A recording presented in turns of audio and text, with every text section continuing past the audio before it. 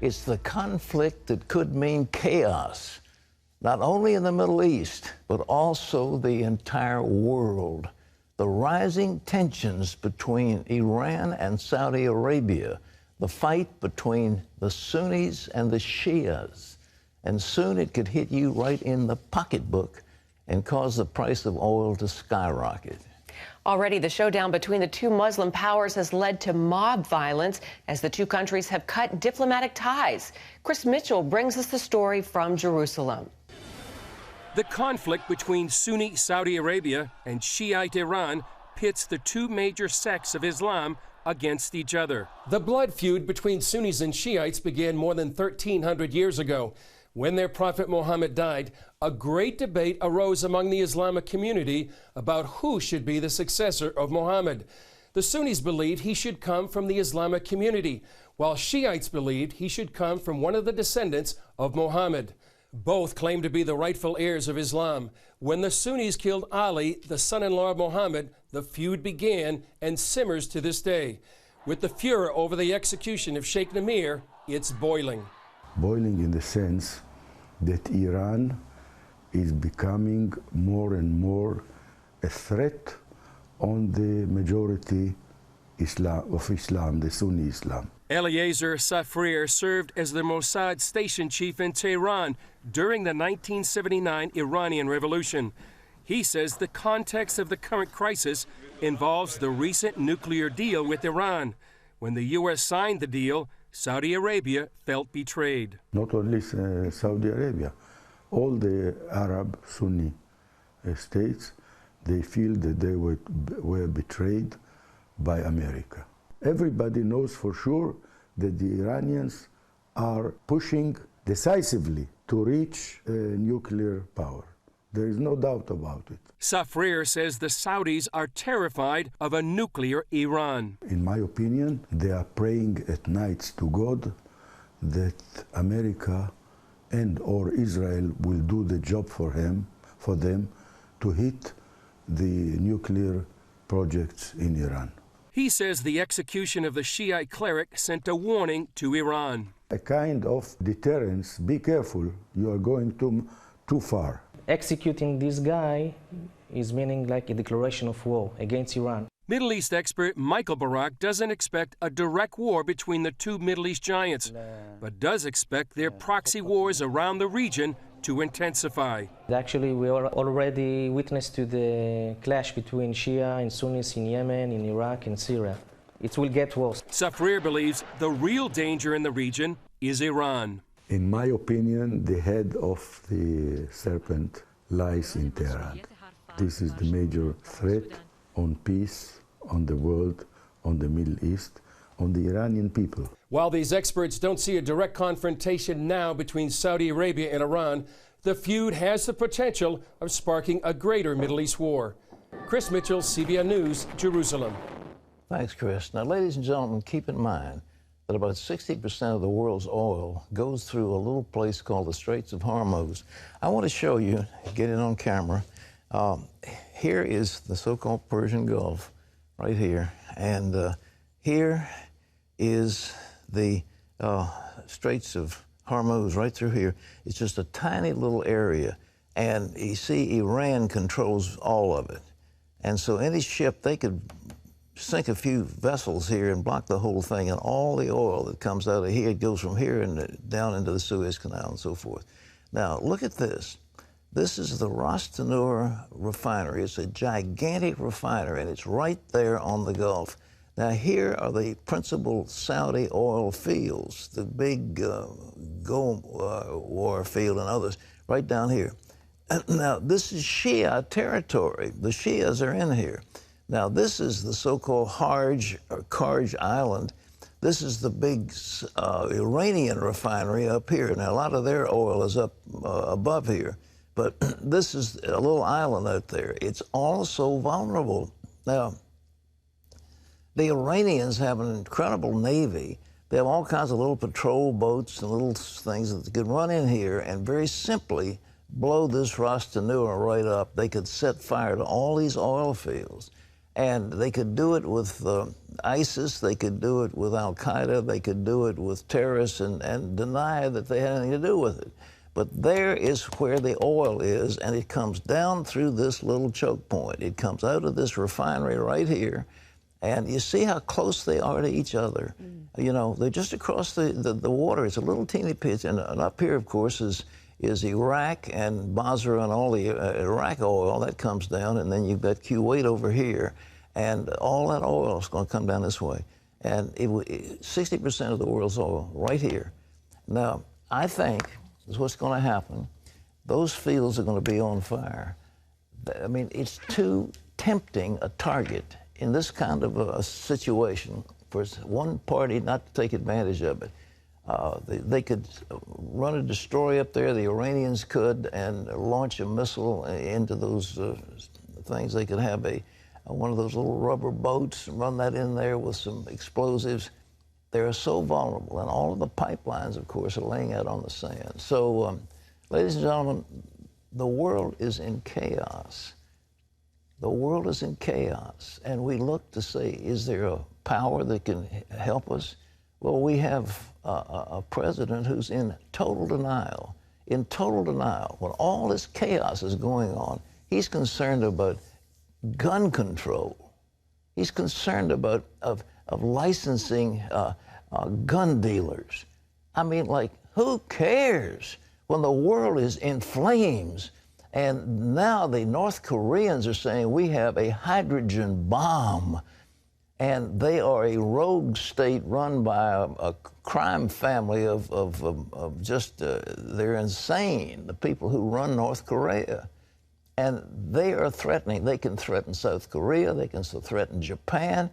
And so we're looking at a world that is in chaos. And we say there's got to be some world power. The world power is the United States. And we have a president who absolutely refuses to exercise the power that he should. So, ladies and gentlemen, tell you what, you better do some praying. Amen. Yes, indeed. Isn't that interesting? It's so interesting. I didn't realize that there was just that little body of water between the two that little countries. Straits of Hormuz is just a couple of miles, 11 miles, whatever it is. It's just a tiny little thing. A couple of ships can block that. That's right. That's scary. So, I mean, what do you think will happen next? I think the Saudi fields are going to be on fire. I think they're going to be set on fire, and it'll be what they call plausible deniability. They'll say, well, you know, we didn't do it. That must have been Hezbollah. It must have been ISIS. It must have been Al-Qaeda. It was one of the, you know. Yeah. But pass some money under the table, and those guys are all ready to go. But all it needs is some of those SEAL team type rubber rafts in there. They could come in surreptitiously. I've flown over that thing in a private plane. It's just so little. I mean, it is. It's so tiny. But 60% of the world's oil. This is just a huge deposit, and it would cripple Europe. But they cut this supply, it would cripple it, and of course the prices here would go through the roof. But the price is not the big thing. The question is geopolitically what it would do, and then of course the Saudis would try to retaliate. I was flying on a plane coming out of Africa. And we had a flight plan across Saudi Arabia in a private plane. And they got on the thing and it said, flight number XYZ, whatever it was, we don't want you to come in. And we said, you know, it's like late at night. And, right. And this is the shortest way. We're going up to the coast. We got to go up to Oman. And they said, turn right or we'll shoot you down. Oh, my. Oh, exactly. I mean, right there. I mean, like, okay, yes, sir, we'll do it. And you could just feel the tension. But they've got very sophisticated aircraft, and the Iranians have very sophisticated missiles. And if they do have any kind of nuclear device, it would just be chaos. And the Saudis, as that the Israeli ambassador said, are just looking for the United States to take action, and we're not taking any. They're going to be waiting a while. It's not going to happen. Folks, if you know how to pray, I'm giving you some things to pray about. Well, in other news, the killers from ISIS are developing deadly weapons. A new study has just been released that shows that they can help surface-to-air missiles shoot down planes. John Jessup has that story. Thanks, Pat. ISIS is employing scientists and weapons experts to train jihadis to carry out sophisticated and spectacular attacks in Europe. According to Britain's Sky News, the scientists are working in the city of Raqqa in Syria. There, in a type of jihadi technical college, scientists are working on modifying weapon systems for surface-to-air missiles capable of targeting passenger jets and military aircraft. They've also produced fully working remote-controlled cars to act as mobile bombs and a homemade thermal battery for surface-to-air missiles, something considered to be a nearly impossible feat without military support. Weapons experts from the West describe the information and footage obtained by Sky News as an intelligence goldmine. You can find out more about this story on our website, cbnnews.com. Well, stock markets around the world got another jolt today as China halted trading early in its session following another big plunge. China's main index is down 12% in just the first week of the new year. Today's sell-off came as China stopped propping up its currency, hoping to boost exports. Chinese stock prices collapsed last June, and that prompted the government to take emergency steps to try and stop the plunge. Now those measures are being pulled out. Financial analysts warn Chinese markets are likely to see extreme volatility for several months. Well, here at home, politics in the pulpit is a topic that can cause preachers to break out in a cold sweat. Part of that fear is from the IRS. But as Paul Strand reports, perhaps they don't need to be so afraid. Pastors often refrain from talking politics on Sundays so they won't catch the attention of the tax man. If you're a church and you're thinking about the election of 2016, you may be wondering what you can say during the election of 2016. Well, probably a lot more than you think. Stop censoring yourselves. That's what we're saying to the churches today. There's a lot more we can do. Pro-life leaders and legal experts brought that message to religious believers before they go to the polls in the coming months. After over 60 years of IRS intimidation and bullying, pastors absolutely engage in massive self-censorship, but they don't have to. Our message here today is stop blaming the tax guy. Stop misrepresenting what the law really says. Step up to the plate and exercise your religious freedom. Pastors have far more rights, even under current federal tax law, than they even realize. They can engage in get out the voter registration drives. They can engage in lobbying even. They can discuss the issues.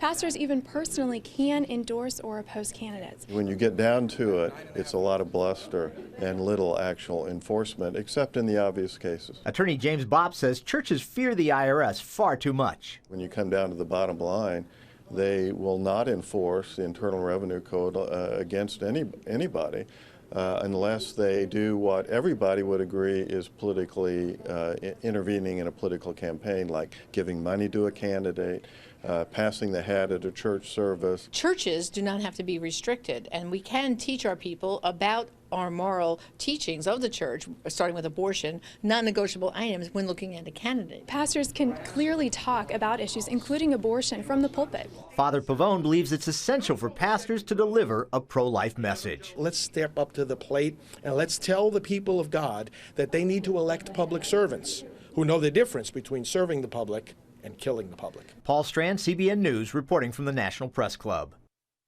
Thanks, Paul. The Canadian company that proposed the Keystone Oil Pipeline is filing a lawsuit over the U.S. government's rejection of that project.